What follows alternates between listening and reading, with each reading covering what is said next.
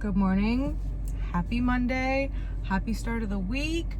I just crushed a pretty hard hamstring and glute workout. So this week I'm going to go and show you all the things that I do for myself that keeps me feeling like me, keeps my mental health up, and just keeps me in the right mood so that I am the best partner to my boyfriend, I am the best mother to my baby, and I show up for myself and treat myself with love and compassion so that everything in here is just smooth sailing. So today was one of the things that I do, and that is going to the gym. I have been cleared for exercise for probably 4 weeks now, since I am about 10 weeks postpartum. I had been doing core rehab workouts at home since 1 week postpartum. So just very, very light diaphragmatic breathing, vacuums. What else was I doing? Just like really any like hip hinges, like a pretend deadlift, but I would just suck in my core and just really try to bring my mind muscle connection back to all that transverse abdominis, I'm pretty sure that's what it is, that gets diastasis recti, and just try to bring my intention back to my core. So since I was doing that, when I got cleared for exercise at 6 weeks postpartum, I didn't hop right back into the gym. I did a lot of like at-home workouts, Pilates workouts, but as that 1 to 6 week postpartum ended up happening, I took the diaphragmatic breathing and the vacuums and stuff and slowly made it harder. So I would do like dead bugs and heel slides and leg, not like ab leg lifts, but like lying to the side leg lifts, like the Pilates style ones. And just really tried to gear up my body and doing like a little bit of banded work, body weight squats, just like very light. So then when I got cleared for exercise, those 2 weeks before I got into the gym, I did a little bit harder at home workouts, just still very light and not taxing on my body. I think I have like 2-pound weights, 5-pound weights, and a 15-pound kettlebell at home, and I would just interchangeably use those just to like warm up and use some ankle weights to warm up my muscles. And so the first week that I got back into the gym, I basically slashed everything that I was doing before I got pregnant. Well, I did work out a little bit into pregnancy, but I had so many symptoms that I ended up getting that it just like threw me out of the gym. I'll probably talk about that later in this video, all the things that threw me out of the gym. But so I took some of my workouts that I did early pregnancy / before I was pregnant, copy them into my weights log for this month's weight tracking, because I always track my weights and my lifts so that I know if I'm progressively overloading correctly. And I basically took all of the weight that I was doing and cut it down by like 30 to 40% the first week, because I didn't want to get too sore and I didn't want to overtax my body. So this week I'm increasing weight slightly, still not at my pre-pregnancy lifts, but we're getting close. All right, at the beginning of the week, I like to go through all of my saved recipes that I have on Instagram, because I do save them because I will forget and I don't look at my screenshots on my phone. So M the Nutritionist has fire recipes. I ended up making these meatballs, but instead of the feta, I did Parmesan because I made like a vodka sauce pasta for this week with those chicken meatballs, and I put them into MyFitnessPal, the recipe, and I logged it. This chicken is really, really good too, but I decided to nix that this week. I just didn't feel like chicken thighs. Then I usually go over to some of my favorite food bloggers, and Half Baked Harvest has the bombest recipes, but you have to be a little bit picky with her recipes because a lot of them are really high calorie. But they're not necessarily bad for you. They're just higher calorie, and that's not what I'm going for right now. But I ended up making this salmon and not this dish, but still really, really good. Then I go over to my Walmart app and I add all the different things that I need for the week, like chicken and coffee, and I always got to have my flavor packs. I put that in my electrolyte water and it is just a game changer. So I really like to do a delivery so that I don't have to walk around the grocery stores and I don't waste much time. And I honestly think that it saves money at the end of the day because you aren't putting random crap in your cart. As long as you keep your list going for the week and you kind of know also what you need, because walking around the grocery store is kind of beneficial because you can be like, oh yeah, I need trash bags, which I figured out today.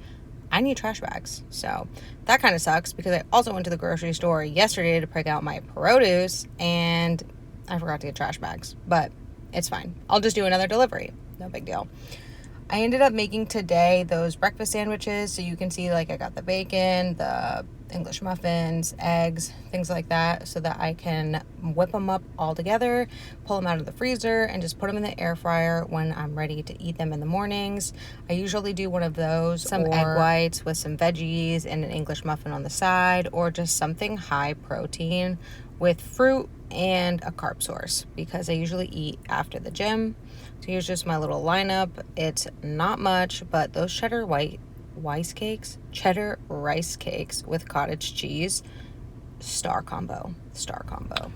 All right, so I don't know when I'm going to be able to do this sit down portion of the video while I'm at home, because home time equals taking care of baby, and she is only really quiet when she's eating. And then after that, she wants to be entertained. She wants to be not held like a baby, held in both hands, looking around, even though her head's still a little floppy. She doesn't know that she's not an independent big girl yet, but she's trying. So we got to give it to her. So I think I'm going to do this portion of the video while I'm in the Publix parking lot in my car. Hopefully, as these videos progress, I can actually start to sit down in a chair and have a better background than in my damn car.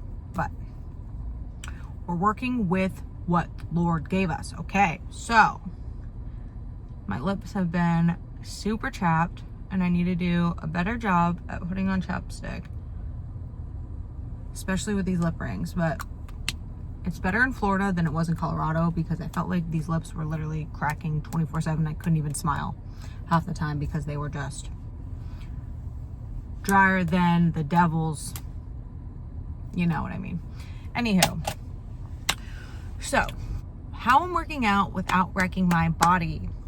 I'm trying to get to the gym 5 to 6 days a week. That's what I thought in the beginning of this. Now that I've been going to that velocity, I'm realizing that I need to cut it down to probably 3 to 4 days a week with how heavy and how many reps I like to do in the gym, like my training volume. I don't really go over 10 to 12 reps, but I do like to do at least like 6 to 7 exercises, and I do supersets in there too, and I count that as one. So I'm bringing my velocity of working out down. I'll let you know how that goes. So I'm really trying to prioritize sleep over everything. So sleep first, nutrition, working out, as like treating working out almost like a supplement. So I wake up basically at the same time every day because of the baby. So what I can change is when I turn my brain off, I turn the TV off, I turn my phone off, and I decide it's time for sleep. So usually a good night is like 8:15, 8:30, because I'm up around 4 to 5 a.m. every day. And also I wake up once in the night kind of just to lull Evie back to sleep if she does get up. She has been sleeping through the night mostly, but some nights she does wake up around like 2, 3 a.m. and just need a little bit of pats. No, I don't like pick her up or anything. And then she goes back to sleep. And then around like 4 to 5 a.m. she wakes up like clockwork and needs diaper change and a feed. And then I put her back down. I'd say 2 nights a week she does skip the 4 a.m. and go straight for like a 12-hour sleep. Speaking of 12-hour sleep, I just got 11 to 12 hours last night. Not interrupted, but I went down, put myself to bed at like 8:15, and then I woke up this morning at like 8:40. Granted, I had to do a feed at 4 a.m., diaper change, and lull her back to sleep at like 2 a.m. But still, that was amazing, and I feel like a new person today. So sleep over everything, nutrition. I showed you that I did a Walmart order, kind of what I order, and I always like to browse like recipes and Instagram and saved recipes that I've like found throughout the week, just because I will completely forget what I watch. So I like to save them on like an Instagram, what is it called? Like save them under a folder in my Instagram. And then I have them as like healthy recipes. And then I also have like a comfort recipe section too, so that those recipes don't cloud my brain when I'm thinking about what the heck to make for my healthy weeks. So I showed that, and I showed you what I got for my Walmart order, put it all away. But I do like to get my produce in person because I have trust issues with these shoppers, and sometimes they get me produce that's just like lackluster. So I like to pick up my own produce. So I'm at Publix now to get the produce for the week and some extras that I forgot to put on my Publix list. So probably later today, I will do some meal prep. It's probably going to be a separate video that I do on the nutrition aspect of me postpartum and how I'm trying to lose this baby weight. But today I'll do some breakfast sandwiches, maybe a frittata, and I need to prep this salmon dish that I found on Half Baked Harvest. I love her recipes, but they are really bad for you half the time. But this sheet pan salmon looked fire, so we're gonna do that too. Okay, the last little part about nutrition that I will say is that I'm tracking my macros so that I make sure I'm getting enough of my protein, carbs, fat, all the micronutrients as well. I don't track my micronutrients down to the core. If I really want to track my micronutrients, I won't use my Fitness-Pal. I'll use Chronometer because I just like the layout of that, and I think it's more concise for a free app. But I'm really trying to focus on my protein and carbs, and then fat can kind of just like come and go between my carbs. But I'm not cutting carbs. Gotta stay fueled, gotta have that burst energy for this baby because I do not want to feel sluggish and bad. Like, I've done keto before and it is just not for me, not for my gut. Just, I don't like keto. To each their own, but not for me. So I'm tracking macros to make sure I get enough for hormone balance so that I can train good in the gym and have enough energy, obviously. Secondly, I'm not like overly anxious about food because like as you could see, I'm not buying organic. I'm buying Walmart brand, basically everything, just because this economy, don't come at me, okay? Don't come at me. This economy has me in a tiffy, okay? It is rough out here. So normally I would like to buy organic, grass-fed, the whole thing. But do you know how much that is for your wallet? Okay, we are trying to eat healthy, eat balanced, and not break the bank. And something is better than nothing, okay? So, not overly anxious about food. If I want a diet soda, I'm gonna have a diet soda. It's better than a full sugar soda. And at the end of the day, it's helping me meet my goals. So I really like diet soda to help with that, and seltzer water. 10 out of 10. Topo Chico is my favorite. Perrier or S. Pellegrino if I want those tiny little bubbles. But I got LaCroix. It was on sale, okay? Not my favorite, but it's better than the Polar, I will say. Anything else about nutrition? Oh, I'm not really using protein powders and protein supplements and protein bars just because that is something that I noticed does mess up my digestion. Usually protein powders do make me break out as well. So I try to go for the vegan ones, which protein powder is just heavily processed. I do enjoy it as a supplement only. So if I'm on the go, we're on the road, something like that, I'm at somebody's house, protein bar to meet my goals, yes. But if I'm at home, I'm gonna go for something easy to meet my goals, like Greek yogurt, cottage cheese, tuna, something like that that's more of a whole food source of protein. I don't really eat beans that much, but those can work as well. I used to be a vegan for like 4 years. Crazy. And I would eat a lot of tofu, tempeh, protein powders, things like that. And I still got really, really good gains, I will say, but that's just not the season I'm in right now. So I think that's basically everything for nutrition. Just make sure you're eating enough. Just make sure you're eating enough. Like, yes, the scale might drop. 1, that's going to be water weight.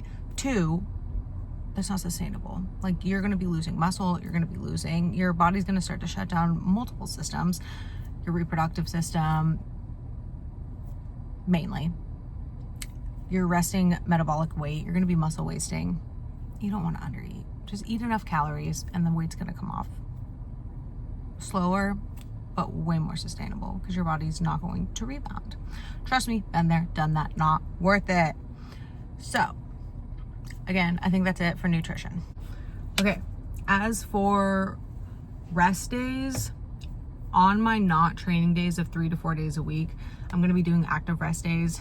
One true rest day where I'm just sitting around at home, doing my home chores, and maybe hitting a stretch. But other than that, one true rest day, and active rest days where I don't know if I can really get out of the house to do 10K steps every single day, but most days taking 2 or 3 short 10-minute walks really does break up the day. I like taking Evie outside, mainly for her like melatonin and cortisol responses. I find that getting her in sunlight does make bedtime and naps easier, especially if I do a walk before one of the hardest naps of the day, which is at like 4 o'clock mark. She notices, I think, that it's just a little bit darker inside, and she does go down for the nap a little bit easier. So for her, it's really, really good. And it's really good for me too, because I don't think it's going to change my mood and make me necessarily feel any better. But then I go for the walk and I come inside and I'm just a lot more chipper. So for blood flow, for recovery, for mental gains, like, walking and steps are so freaking important. I want a walking pad, but where am I going to put it in my apartment? Where am I going to?